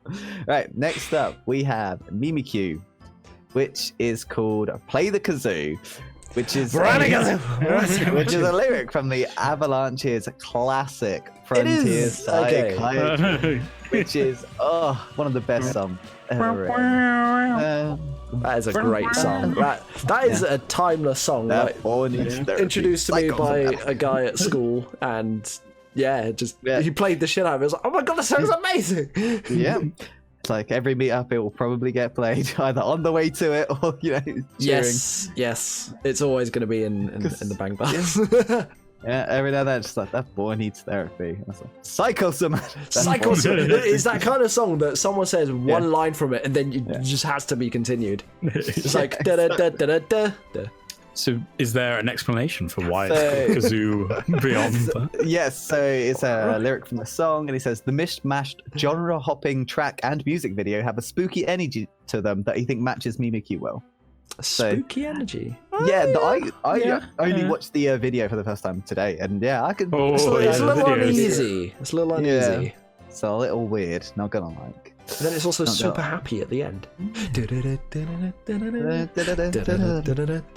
I tell you about cowboys, cowboys and engines. That point. All right, moving on before we get into an impromptu sing-song. Yes, we can go to the whole song. Oh, we could. We have the Infernape, which is called either the Handsome Monkey King, or not the. It's called Handsome Monkey King or Sayuki. Also, who is the Handsome Monkey King? Sayuki. Oh, okay. So Sayuki. I know an anime about that. Chinese. Thank you very much. It's one of the 4 great Chinese literature works. It's like Wukong. It's one of the 2 that only people ever know, like with the Romance of the Three Kingdoms. Anyway, so it's inspired by a character of the Monkey King, also known as Sun Wukong, from the classic Chinese novel Journeys to the West. At one point, he takes the throne and calls himself Handsome Monkey King. Sayuki, which is something I hadn't thought about in like 5-10 years now. There's a great song pertaining to that. It is the title of a 70s kung fu comedy TV series that we knew in the West as Monkey, and I remember watching this as a child, and it's so good because of the amazing intro. It's just like monkey magic. Oh yeah, monkey magic. Monkey magic. It's actually, there's a new series on Netflix of it. Yeah. A new series or a news series? A new series. It's Return of the Monkey King. Return of the Monkey King? God, but I think it's directly a sequel from the originals, the Monkey Madness. So cool. Isn't there a game called Return of the Monkey King as well on Steam that's just come out? No, I mean, there's one by THQ Nordic actually. They've just released it. Okay. Yeah. Looks pretty good. It's just kind of out of nowhere. If you've got money and time to spend. Yeah, it's just looks like an actiony thing and comedy and plot. The weird thing about Monkey is there's a character called Tripitaka in it. The weird thing about monkeys. Yeah, the weird thing is like these opposable thumbs. Voiced by a woman, and like only like years later I found out that's actually meant to be a dude. It's like, it's voiced by a woman. But in the West anyway. Anyway, moving on. After I've got that theme tune in my head, we have the Starmie, and Starmie is called Starbomb. Stop. Is this? Yeah. Is the name of the Game Grumps musical comedy band along with Brian Betts. And I have no idea about this, so you guys start on. Aaron Hansen, Danny Sexbang, and Danny Sex. Ninja Brian. Danny Sexbang. Of Ninja Sex Party and Ego Raptor. Combine their forces and they make video game themed songs / raps, and some of them are actually very good and catchy. Some of them are just entertaining to listen to, but you wouldn't want to take it to your friend's house and be like, hey, check out this banger, and then it's just like I can't even think of some lyrics. But the Zelda ones are great. Smash Bros one's pretty good. I've not seen like have they got like a new album? They might have a new album. Or they are come out soon. Maybe there's a new one. I can't remember if it's out or if it's coming out. Yeah, I think they said that it might be the last one, which saddens me because I just want to hear more Zelda raps. The Zelda raps are good. Dwayne and Brando, that's all you needed. So yeah, all right. Next up, we have the Haxorus, which is called Hackerman. Hackerman is the computer genius sidekick in the movie Kung Fury, and will return in Kung Fury 2. Yes. Along with Michael Fassbender. Is going to be Fassbender. Wow. He's like apparently he's like the sidekick to or Kung Fury's partner. Really. And Arnold But what Schwarzenegger's happened to getting- Triceracop? We will find out what happens to Triceracop. He hasn't got an Agron on his team. Yes. He's called Triceracop. Yeah. I was just thinking, it's like, wait, but we were talking about Kung Fury. Like, what? I was like, oh, yeah, Agron. Right. Gotcha. But Triceracop! Throw a curveball at you. Oh, Jesus Christ. Right. PK is not like super with it at the moment. No, I've He been went away ill for a the last weekend of couple debauchery, days. has not recovered. Yeah, it's I was like, I'm pretty sure it's not from the weekend, but it's just happened to coincide with Definitely the weekend. There was a day of buckfast drinking, and You didn't handle it too well, did you? my first From what I Bucky hear. experience was not handled well. Your Bucky experience. It was. It was great. It tasted really nice, and I was perfectly fine. That's until why you had a lot switch of got it. Flipped about 5 hours, after drinking it, and I was not fine. And You were no longer fine. Yeah, threw up mostly in the toilet, some bit over the wall, and then passed out for like 10 hours on my mate's Jesus. sofa. Just And, logged yeah. into League and started pinging Mike for assistance. Help. Paul is on his way. Pretty much. Oh. But then when I drank the next night, and that was great. So, because I got to shake hands with Craig Charles. Oh, yeah. Oh yeah, that was Oh. sick. God. Fucking love Red Dwarf. And Craig Charles played a sick, funk and soul set. We all went to. It was great. Oh. And it was like a mad Mardi Gras, DJ so set. people were all dressed up in stupid mad costumes. There are beads. With the beads everywhere. There were beads, there was leather, there was feathers. There was Did you get any there was a lot of beads? weird- I did not get any beads, no. Ah. I was dressed Beadless up man. normally, unfortunately. Oh, PK doesn't I- do fancy dress. I don't really do fancy dress, no. It's not a thing for me. But speaking of being dressed fancily, Among Us. Among Us is called Magic Mike. Okay. So Magic Mike is a famous movie about strippers, I want to say. Yep. Yeah, male strippers. Male strippers. Male strippers. But Mike is spelled MYC for the Among Us because myco is a prefix in biology for things to do with funguses or Yep. fungi, even. Yeah. Okay. There's so many levels to this one. So you got Yeah, magic myconoid. for magic mushrooms, and he's a mushroom. You've got Mike for the type of mushroom. Yeah, that's Magic brilliant. Mike as the stripper, and it's kind of like a penis-y mushroom, but it's also got it's also got lips that definitely want to give you a blowjob, some dick, but you like- really don't want it. MTFL for that Among Us. I mean, that's how it does the strength sap, right? It doesn't even get strength sap, does it? Is it not? Oh, I thought it did. Maybe- You're maybe thinking of Gen 8. Shinotic. That's what Oh, Shinotic I thought it got as well. Oh, it's Vileplume. I know it's the shitty mushroomy things. Yeah, and the mushrooms are coming back up in Gen 8, don't you worry. is.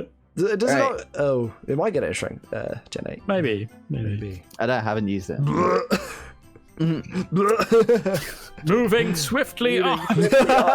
We have the Persian Alola, formerly known as a Dude Bro when it was in my hands, but now it's called Sari-Jan. No! In the Based on SpongeBob font. Based on the creepy Garfield meme. Was it of Creepy Sorry Garfield? Yeah. R/sorry John, or I'm sorry Yeah, John. /Sorry John. Which, Oh, I thought shows it was Garfield as a, Like a horror Lovecraftian fucking- horror yeah. elder god who Oh, basically jeez. yeah. That's not what I thought it was at all. Yeah, no, the artwork of it is absolutely insanely detailed.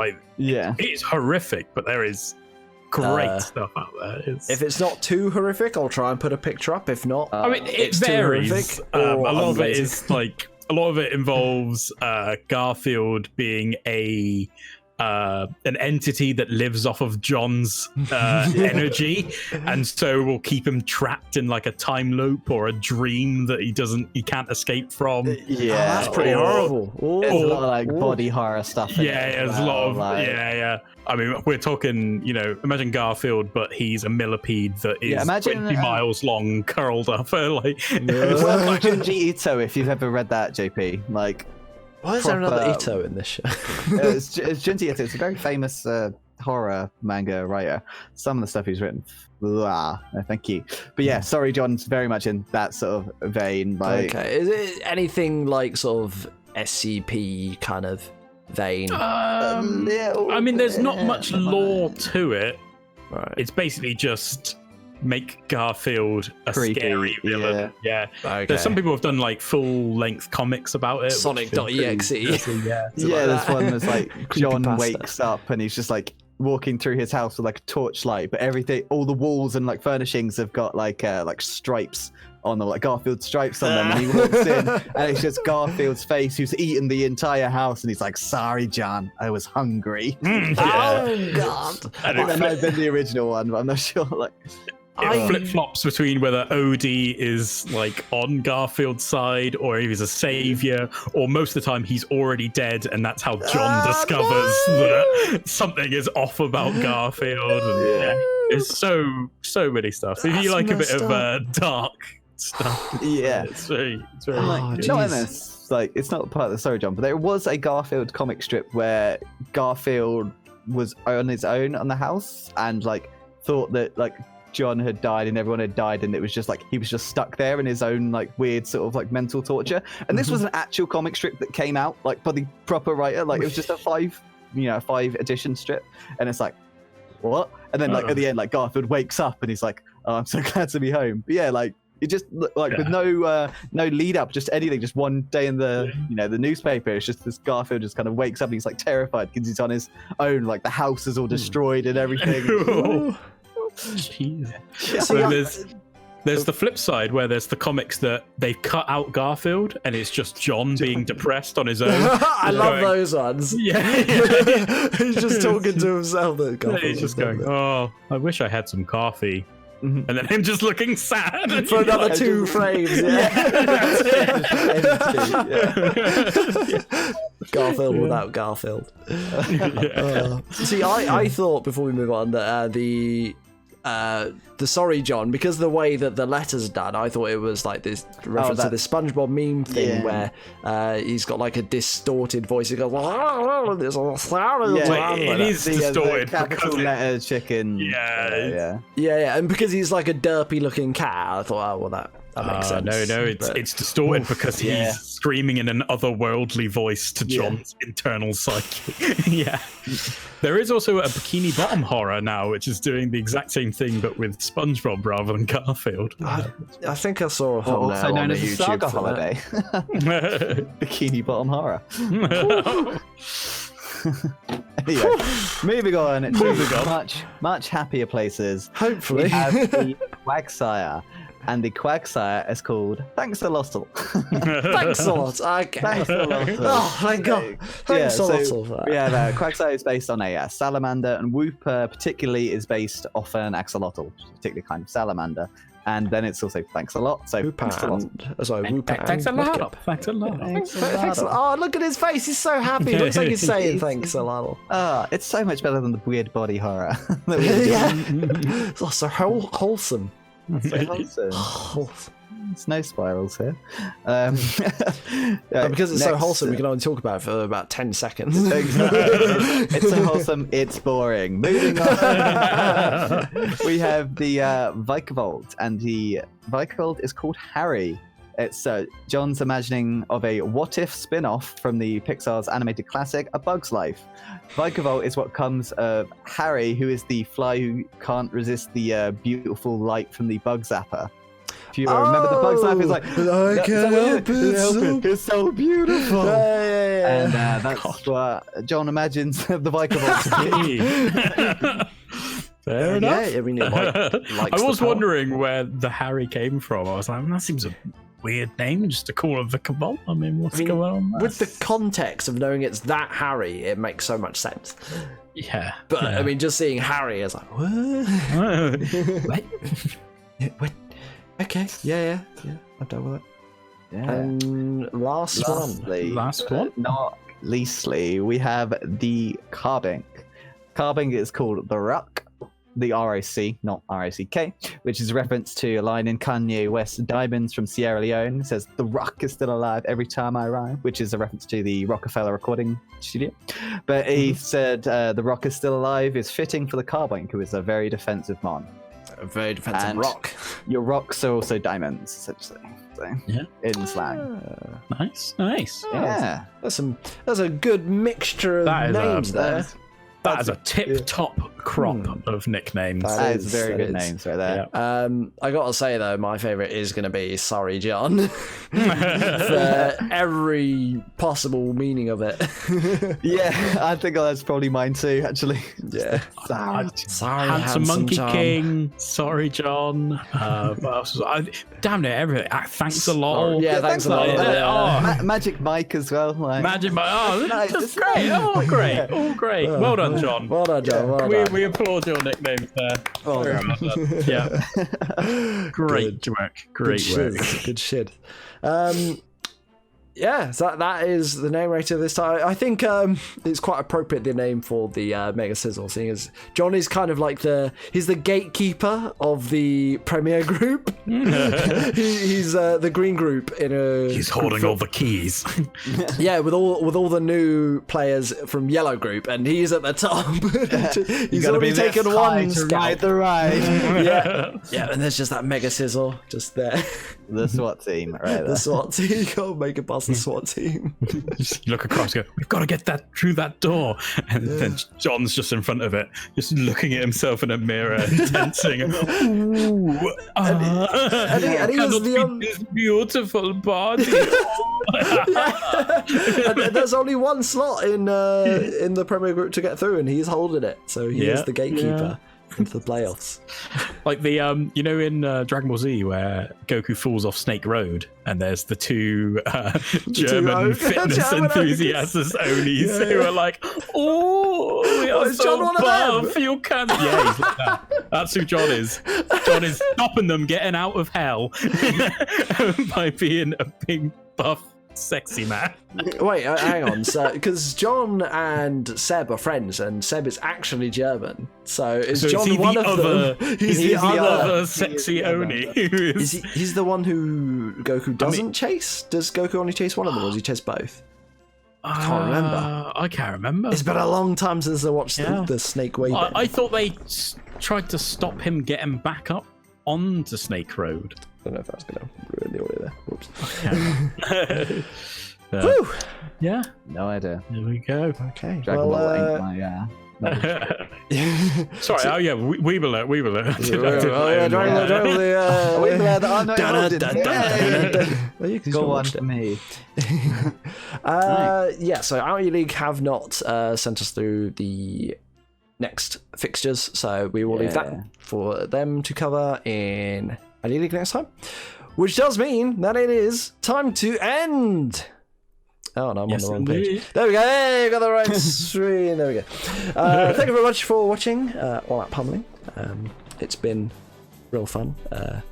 Looking forward to the next round of matches. Hopefully me and PK will not be fighting each other in the next round. But if we do, then there'll probably be some shenanigans planned for that, because we baited you last time. So maybe we'll do a little something more. You baited me last time with the fucking high jump kick. That's what you did. No. And also I keep getting asked to stream my game, so I will stream games. Well, if it's versus PK, I'll do something different, but if it's versus Seb, then let's put that delay on, boy, if you stream marking. Yeah. You'll be stream snapping me. Yeah, streams. You'll have to stream it as well. My internet's not good enough for that. Yeah, so hopefully Krukon Crokinals can get some wins and hopefully, fingers crossed, make their way into at least third to get into the playoffs. That is your target. Yeah, we'll see what we can do. Hopefully, I think we can. Yeah. Just got to be that Rob guy. He ain't nothing. It wouldn't be the first He time ain't you've done nothing. that. So. You ain't bad. You ain't nothing. You ain't nothing. Yeah, super looking forward to it. Watch out your league side for the other half of the league. And yeah, that's all from us. So, PK, you want to take it away? As we say at the end of every episode of All Out Pummeling. Sorry, John. Sorry, John. I was hungry. Oh, goodbye. Good night. Good afternoon.